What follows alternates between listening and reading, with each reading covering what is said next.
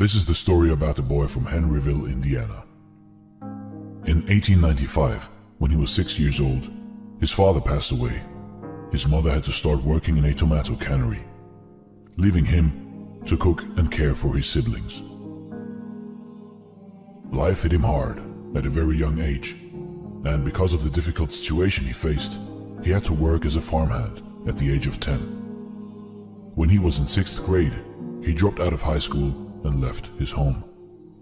He started working as a painter of horse carriages. When he was 16, he faked his age to enlist in the US Army. After being honorably discharged a year later, he started working as a railway laborer and studied law at the nearby university, until he ruined his legal career by getting into a fight. He was forced to move back in with his mom and get a job selling life insurances. After some time, he got fired for not following orders. Some years later, he established a ferryboat company, and it was an instant success. Later on, he tried cashing in on his ferryboat business to create a chemical lamp manufacturing company, only to find out that another company was already selling electric lamps, much better than his company's lamps. All this hardship in life, but this guy wouldn't give up. He moved to work as a salesman for a tire company. But again, he lost his job when the company closed its manufacturing plant. By the age of 40, he met the general manager of an oil company, who asked him to run a service station for him. But the station had to close down again as a result of the Great Depression. That same year, the Shell Oil Company offered him a service station, rent-free, in return for paying the company a percentage of sales.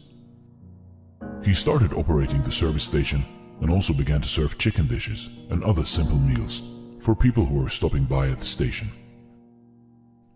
His pan-fried chicken soon became a favorite with the people of the area and made him famous in the region. A few years later, he took out the station and started a proper restaurant. After fairly succeeding at this venture, he started to advertise his food, and to his shock, an argument erupted out of the blue with a local competitor and resulted in a fatal shootout with one of his employees dying.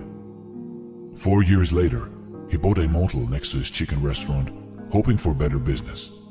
But it caught fire and burned down to the ground together with his restaurant.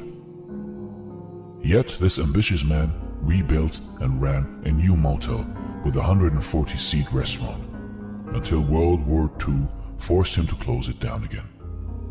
When war had ended, he tried selling his recipes to other restaurants. His recipe was rejected 1,009 times, when finally, in 1952, he sold his secret recipe, Kentucky Fried Chicken, for the first time to the operator of one of the city's largest restaurants. It quickly became a hit, and as a result, several other restaurant owners franchised the concept and paid him 4 cents per chicken. However, good times didn't last very long. His own restaurant was crippled when an interstate highway reduced customer traffic. He sold it and was left only with his savings and $105 a month from Social Security. So finally, he pursued his dream to franchise his chicken concept nationwide and traveled the US looking for suitable restaurants. He opened a new restaurant and a company headquarters in 1959. He often slept in the back of his car. He visited restaurants, offered to cook his chicken, and if the owners liked it, then he negotiated a franchise right. In 1965, at the age of 75, he was just getting started.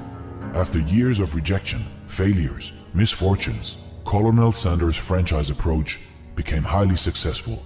KFC was one of the first fast food chains to expand globally, opening outlets in Canada, UK, Mexico, and Jamaica by the mid-1960s. The Colonel remained the company's symbol after selling it. He traveled over 400,000 kilometers a year, visiting KFC restaurants and delighting customers around the world. At the age of 90, Colonel Sanders passed away. At that time, there were around 6,000 KFC locations in 48 different countries. In 2018, there were 22,621 KFC restaurants worldwide. If you are overwhelmed by rejection or discouraged by setbacks, Remember the story of Colonel Sanders, a 6th grade dropout, fired from multiple jobs, ruined his legal career, set back by the Great Depression, fire, and World War II.